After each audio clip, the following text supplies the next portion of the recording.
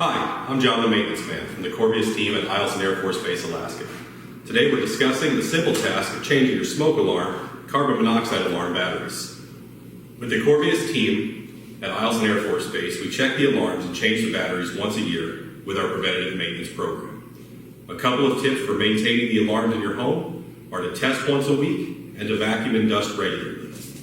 Do not use solvents or water to clean your alarm, or you could damage the equipment. All the alarms at Eielson Air Force Base are powered with 120 volt electricity with a 9 volt battery backup. Today we'll show you what to do when you hear the chirp indicating a low battery. Today we disabled the 9 volt battery in this alarm to demonstrate the sound it makes and how to change the battery. You're going to be hearing this sound every minute until you change that battery.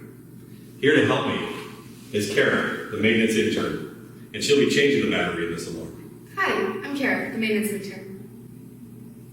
As with any home project, we want you to use the proper safety glasses and to use safe practices while using ladders. Kara's now going to climb the ladder and twist the alarm from the mounting bracket and unplug the alarm. She's going to open the battery slot and remove the old battery. And after the battery is removed, she's going to press the alarm button until the alarm no longer sounds. It's important that you take the new battery so we can keep track.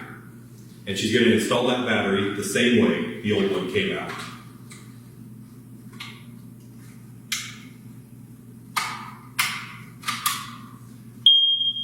She's now going to plug the electricity back into the alarm and screw it back into the mounting bracket. It is important to test the alarm after any battery change. In this home, all the alarms are interconnected, so they will all sound when one alarm is activated. Not all alarms are interconnected. It really depends on when your home was built. We're now going to test the alarm.